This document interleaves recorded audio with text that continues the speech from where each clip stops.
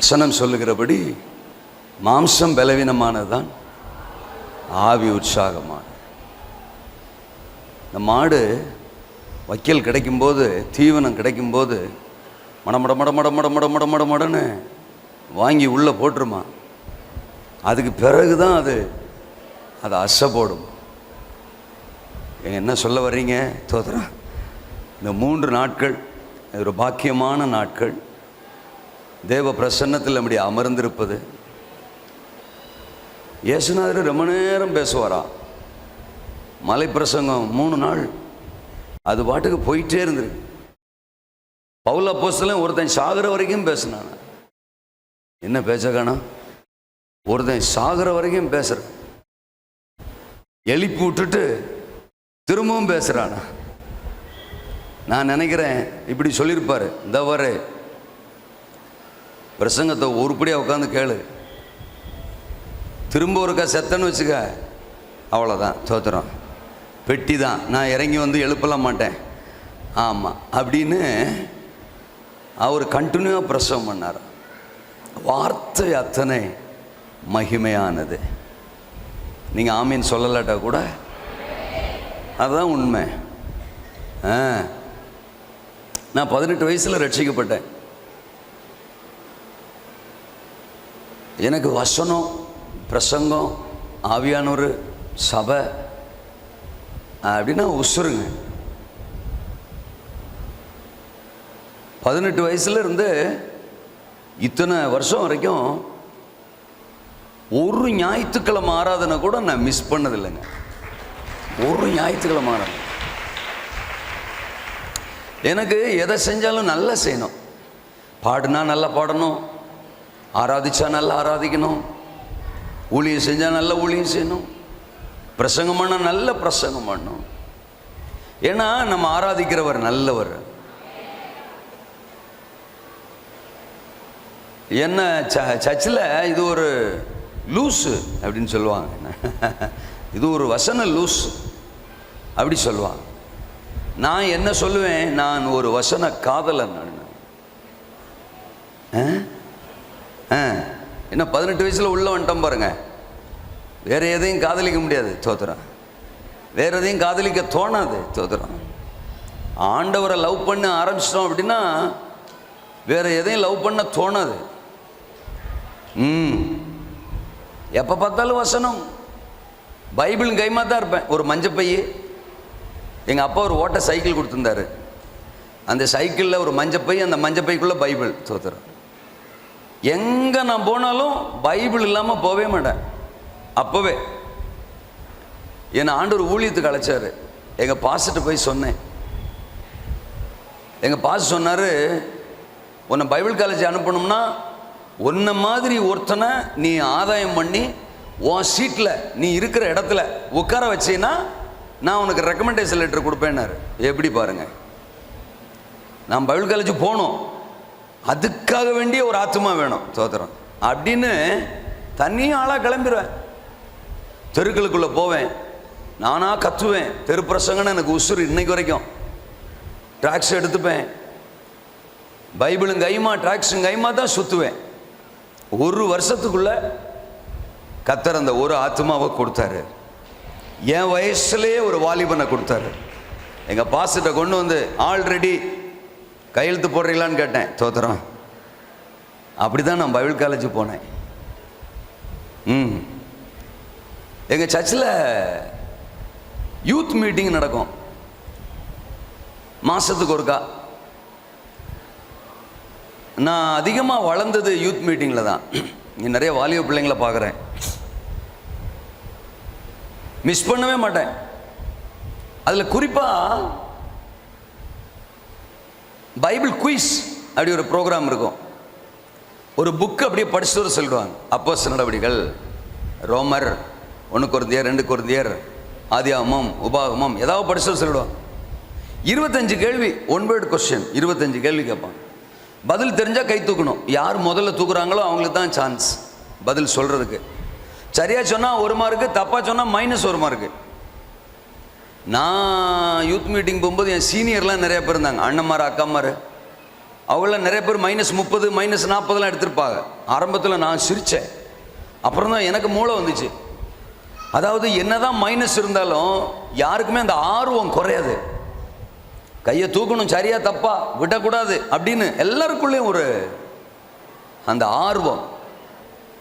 நான் youth meeting போன பிறகு ஆண்டவர் நாமத்துக்கு மகிமையாக சொல்கிறேன், ஒரு 2-3 மாதம் ஒரு மாதிரி டல்லாக இருந்தேன். ஏன்னா பைபிளில் நான் படிக்கல, அதனால் 2-3 மாதம் டல்லாக இருந்தேன். அதுக்கப்புறம் ஒவ்வொரு மாதமும் குறைஞ்சது 20 எடுப்பேன். சில மாதம் 22, சில மாதம் 24, ரேராக சில மாதங்களில் 25 தட்டி தூக்கிடுவேன். நன்றி. அவரு கேள்வி கேட்கறதுக்கு முன்னாடியே நான் கையை தூக்கிடுவேன். பெரிய சண்டைக்காடாக இருக்கும். யூத் லீடரை பார்த்து, பிரதர் இங்கே பாருங்க, நீங்கள் என்ன கேள்வியே கேட்கல, ஒரு கையை தூக்குறாரு. பிரதர் கீழே போடுங்க பிரதர் கையை நான் போட்டு. அப்புறம் ஒரு கேள்வி கேட்பாரு, 4 பேர் தூக்குவாங்க, தப்பாக சொல்லுவாங்க, அப்புறம் நானே சொல்லுவேன். நீங்கள் கேட்கலாம், அது எப்படி கேள்வி கேட்கறதுக்கு முன்னாடி கையை தூக்குனீங்க? இப்படித்தான். அதாவது அந்த அப்போஸ்தலர் 28 அதிகாரம் படிச்சவர் சொல்கிறாங்கல்ல, என் வேலையை என்ன தெரியுமா, அந்த ஒரு மாதம் வடக்கிருந்து தெற்க, கிழக்கிருந்து மேற்க, மேலிருந்து கீழே அடிச்சு சும்மா கட கட கட கட கட கடன்னு இறுக்கிடுவேன். வசனம் தான். என் தம்பி சாயங்காலம் ஸ்கூல் விட்டு வருவான், ஏலே 3ஆம் அதிகாரம் ஒப்பிக்கிறேன்டாமே. அவன் சொல்லுவான், அப்பா இவன் விளையாடவே விட மாட்டான். அவன் இப்போ 2 சபைக்கு பாஸ்டராக இருக்கான், தோத்துறான். விளையாடவே விட மாட்டான் அப்படிமா. எங்கள் அம்மா அப்பெல்லாம் அடுப்பு இந்த குழல் வச்சு ஊதுகுழல் வச்சு ஊதுவாங்க, விறகடுப்பு. எங்கள் அம்மாட்ட போய் 9ஆம் அதிகாரம் ஒப்பிக்கிறோமே, இவன் சமைக்க விட மாட்டாங்க எங்கள் அம்மா. எங்கள் அப்பா, வா மக்களே நான் கேட்குறேன் வா அப்படிம்பார். உங்களை தான் தேடினேன் அப்படின்னு எங்கள் அப்பாட்ட போய் கட கட கட கடன்னு ஒப்பிப்பேன். அவர் உறங்கிடுவார், சோத்திரம். யோ அப்போஸ்தலர் நடபடியில தானே கேள்வி கேட்பீரு, வேற எதுலேருந்து கேட்க மாட்டீர்ல, கேளுமியா அப்படின்னு தூக்குவேன். ஏன்னா நான் தான் அப்போஸ்தலர் 1லேருந்து 28 வரைக்கும் உள்ள வச்சிருக்கேனே. வசனம் என் வாழ்க்கையின் மிகப்பெரிய பொக்கிஷம். அப்படி படிச்சு படிச்சு படிச்சு படிச்சு படிச்சு பல அதிகாரங்கள், பல புத்தகங்கள் மனப்பாடமாவே ஆயிடுச்சு. நான் வெக்கத்தை விட்டு சொல்றேன், எனக்கு சோறு போடுறதே வசனம் தான், என்னை வாழ வைக்கிறதே வசனம் தான், என்னை உயர்த்தி இருக்கிறது வசனம். நான் ஒரு சோத்து பருக்கைக்கு அருமை தெரிஞ்சு வளர்ந்தவன், ரொம்ப கஷ்டப்பட்டவன், ரொம்ப கஷ்டப்பட்டவன். கிராமத்தில் பிறந்து கிராமத்திலே வளர்ந்தவன். அதனால் என் ஸ்லாங் எல்லாமே அப்படி தான் இருக்கும். எனக்கு நல்ல பிரசங்கியார்கள் பண்ணுற மாதிரிலாம் பிரசங்கம் வராது, தோத்திரம். நான் என்ன மாதிரி தான் பேசுவேன். ஆனால் என்னமோ என்ன தான் கூப்பிட்றாங்க, தோத்திரம். அவங்க செஞ்ச தப்பா நான் செஞ்ச தப்பான்னு தெரில. கிராமத்தில் பிறந்து வளர்ந்தவன். 2 டவுசர் இருக்கும், அதுதான் மாற்றி மாற்றி போட்டுக்கிறது அப்பெல்லாம். அதுலேயும் டவுசர் ஓட்டையாக இருக்கும். ஓட்டையோட போட மாட்டோம், பஞ்சர் ஒட்டியிருப்போம், பஞ்சர் ஒட்டியிருப்போம். இப்போ தானே நல்லா இருக்கிற டவுசரை கூட ஓட்டை போட்டுக்கிறாங்க. நாங்கள்லாம் தன்மான தமிழர்கள், சோத்திரம். நாங்கள்லாம் என் செட்டெல்லாம் இங்கே கொஞ்சம் பேர் இருப்பாங்க, சோத்திரம். உண்மையை ஒத்துக்க மாட்டாங்க, ஆனால் இருப்பாங்க. அப்பெல்லாம் ஓட்ட டவுசர் தான், ஆனால் நாங்கள் அதில் தையல் போட்டு பஞ்சர் போட்டு அப்படி ஒட்டிக்கிறோம். இப்போ விதவிதமாக பெல்ட்டு. அப்பெல்லாம் அருணா கொடி தான், கருப்பு கலரில். அதுலேயும் எங்கள் அம்மா பள்ளிக்கூடம் போகும்போது அந்த கொடியை கொஞ்சம் இறுக்கி டைட் பண்ணி விடும். ஏன்னா சாயங்காலம் இவன் டவுசரோட வரணும் தான். இவன் ஆடுற ஆட்டத்துக்கு குதிக்கிற குதிக்கு சாயங்காலம் டவுசரை எங்கேயா விட்டு வந்துட்டான்னா மறுநாள் என்ன பண்ணுறது? அதனால் டைட் பண்ணி. சில டைம் இந்த அருணா கொடியும் அருந்துரும். எத்தனை வருஷம் தான் இருக்கும், தோத்திரம். ஆனாலும் விடுறதில்லை, அப்படியே கையை அப்படி தூக்கி டவுசரை பிடிச்சிக்கிட்டு விளையாடுறது, ஓடுறது. சில சமயம் எங்கள் ஊருக்கு மேலே அப்படி ஏரோப்ளேன் பறக்கும். ஃப்ரெண்ட்ஸுகளை கூப்பிட்டுக்கிட்டு, ஏலே நம்ம ஊருக்கு மேலே ஏரோப்ளேன் பறக்குறோய் அப்படின்னு விரச்சிக்கிட்டு ஓடுறது. எதை? ஊருக்கு வெளியில் வரைக்கும் விரட்டிட்டு போயிட்டு அது போயிடும். போயிருச்சுரா, இனி எப்போ வரும் தெரியலடா, வாங்கடா வீட்டுக்கு போகலாம் அப்படின்னு ஓட்ட டவுசரை போட்டுக்கிட்டு ஏரோப்ளேனை விரட்டிக்கிட்டே ஓடுன ஆளு நான். அந்த ஸ்டான்லியே இப்போ அதே ஏரோப்ளேன்ல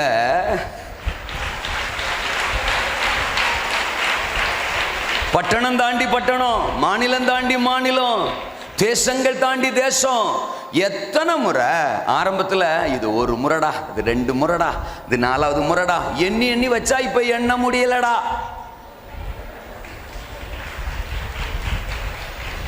எவரையும் மேன்மைப்படுத்த பலப்படுத்த கர்த்தருடைய கரத்தினால், அவர் பட்சபாதம் உள்ளவரே இல்லைங்க. நம்ம வேணா பெத்து போட்ட 2 பிள்ளையும் வித்தியாசப்படுத்தி பார்ப்போம். மூத்தவன் ஒரு மாதிரி, சின்னவன் ஒரு மாதிரி, உயரமாக இருந்தால் ஒரு மாதிரி, குட்டையாக இருந்தால் ஒரு மாதிரி, ஒல்லியாக இருந்தால் ஒரு மாதிரி, உருண்டையாக இருந்தால் ஒரு மாதிரி. பெற்றதே 2, அதுலேயும் வித்தியாசப்படுத்தி பார்க்கறது. கலராக இருந்தால் ஒரு மாதிரி, கருப்பாக இருந்தால் ஒரு மாதிரி. நிறைய பேருக்கு தெரிய மாட்டேங்குது கருப்பு கூட ஒரு கலர் தான்.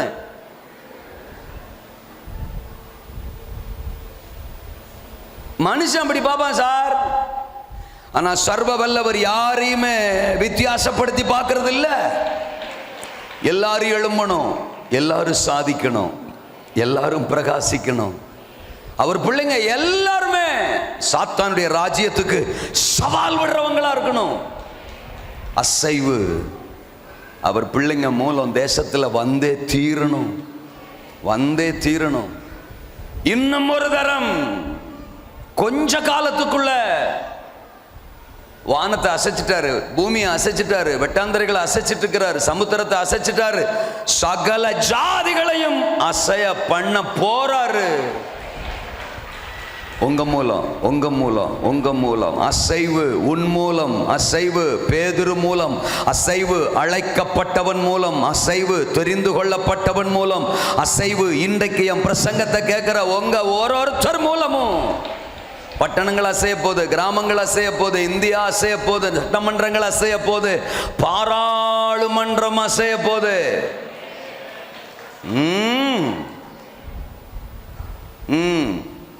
என் பிரசங்க பீடங்களில் அடிக்கடி நான் சொல்வேன், I need to preach the word of God in the parliament. That's my desire and destination.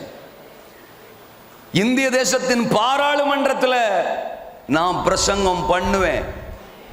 உங்களுக்கு பொறாம, உங்களுக்கு பொறாம.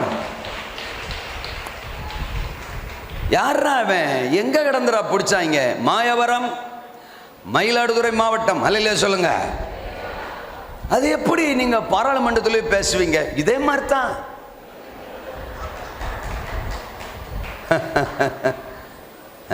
நீங்க கேட்கறது புரியுது ஏங்க? சிறைச்சாலையில் இருந்த ஒரு யோசேப்ப திடீர்னு அந்த தேசத்தின் ராஜா பார்வோனுக்கு முன்னால தேவன் நிறுத்தலையா? ஆமென். அடுத்த வாரம் கூட சொல்லலாம். மீதியான் தேசத்துல வனாந்தரத்துல கிடந்த 80 வயசு கிழமை மோசேய அதே எகிப்துல 430 வருஷம் அடிமைப்படுத்தி கொண்டிருந்த ஒரு அரக்க பார்வோனின் அரண்மனையில கர்த்தர் நிறுத்தலையா? சிறையிருப்பின் தேசம் பாபிலோன்ல ஒரு தானியேல், ஒரு சாத்ராக், ஒரு மேஷாக், ஒரு ஆபேத் நேகோவ நேபுகாத்து நேச்சார் என்கிற சக்கரவர்த்திக்கு முன்னால நிறுத்தலையா?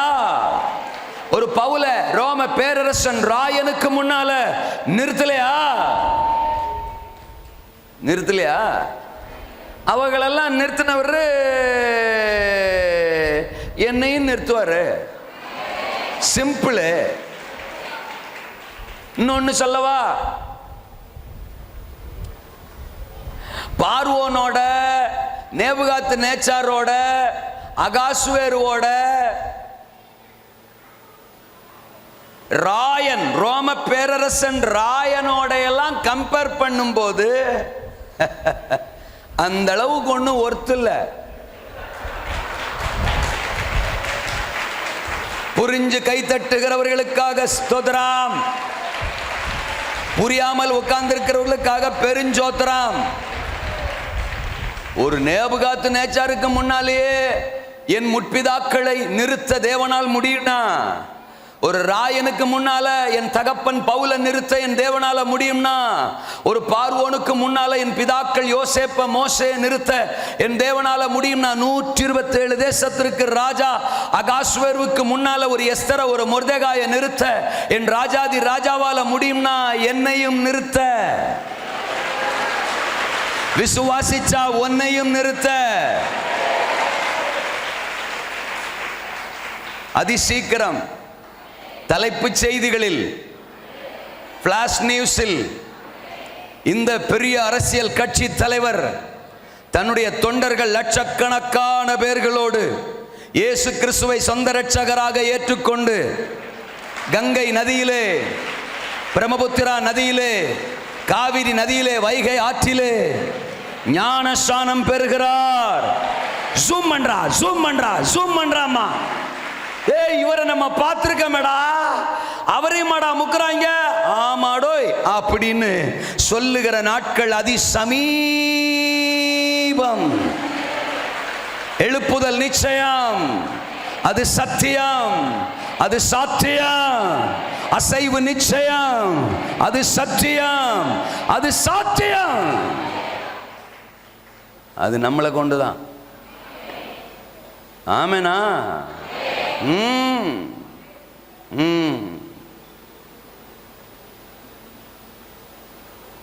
அச்சம் ஆட்கொண்ட நிலையோ,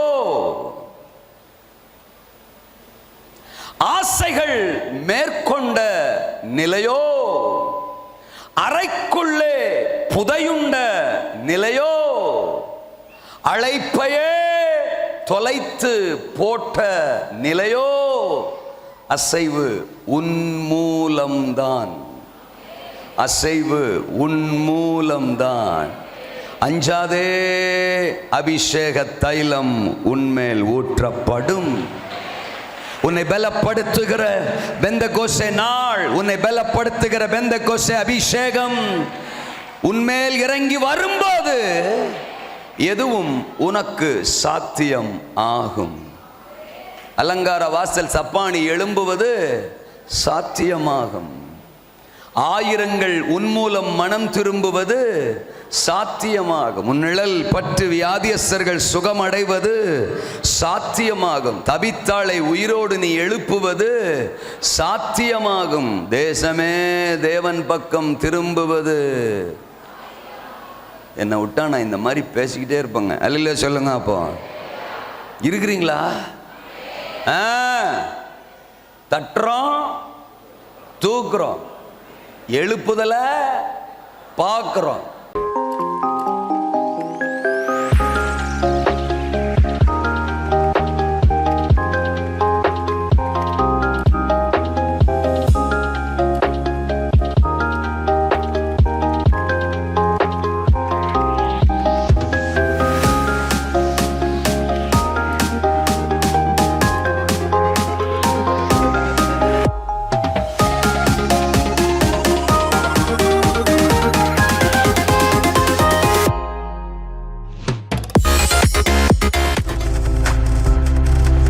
நீங்கள் பார்த்துக் கொண்டிருப்பது உங்கள் ஜாய் டிவி. உங்கள் துக்கம் சந்தோஷமாய் மாறும்.